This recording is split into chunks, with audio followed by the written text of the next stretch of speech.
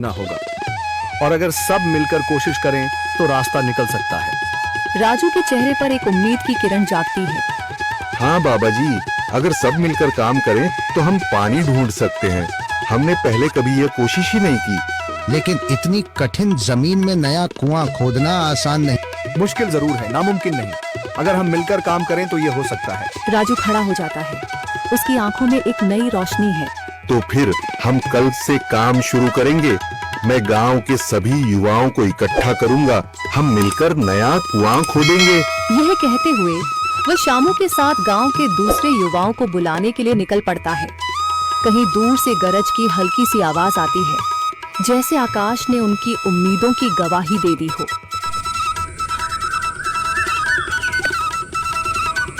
अगली सुबह राजू और शामू गांव के युवाओं को इकट्ठा करने निकल पड़े। चौधरी महेश की हवेली के सामने एक भीड़ जमा है। बाबा जी, संदरी, गांव के कुछ बुजुर्ग और किसान सभी मौजूद हैं। हम हाथ पर हाथ रखकर नहीं बैठ सकते। अगर अल्लाह ने हमें हिम्मत दी है तो हमें खुद पानी के लिए मेहनत करनी होगी। हम एक नया कुआं खोदेंगे। लेकिन राजू, क्या हमें यकीन है कि वहाँ पानी मिलेगा? बेटा, पानी जमीन के अंदर होता है, बस सही जगह खोदने की जरूरत है। हमने अपने बुजुर्गों से सुना था कि पुरानी नहर के पास जमीन नरम थी, शायद वहीं पानी हो। बाबा जी सही कह रहे हैं। अगर तुम सब यह काम करने के लिए तैयार हो तो मैं अपने कुछ मजदूर भेज सकता हूँ। धन्यवाद चौधरी जी, लेकिन हम सब खुद भी मेहनत करेंगे। यह हमारे गांव के अस्तित्व की लड़ाई है। संदरी, जो अब तक चुप थी, आगे बढ़ती है।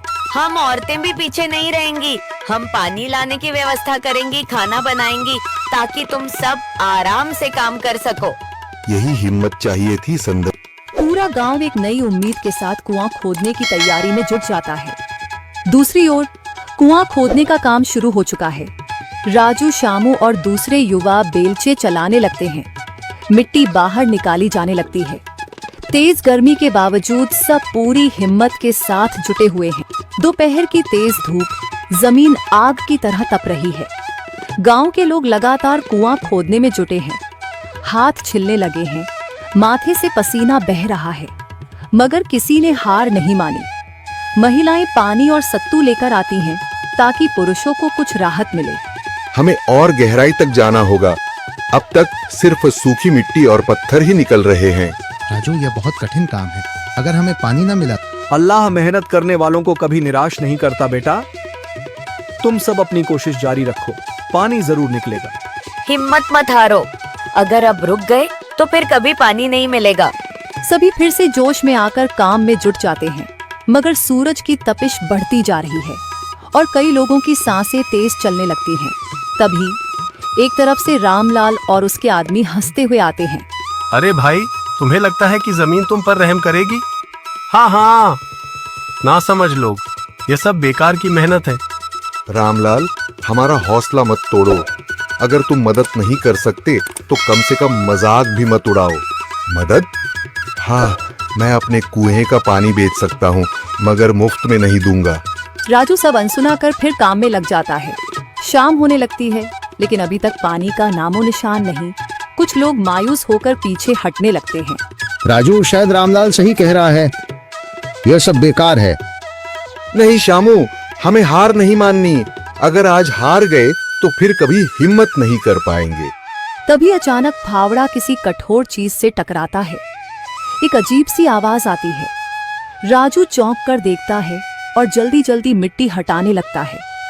अचानक एक ठंडी लहर महसूस होती है। सभी लोग दौड़ कर आते हैं। जैसे जैसे मिट्टी हटती है, नीचे से गीली जमीन नजर आने लगती है।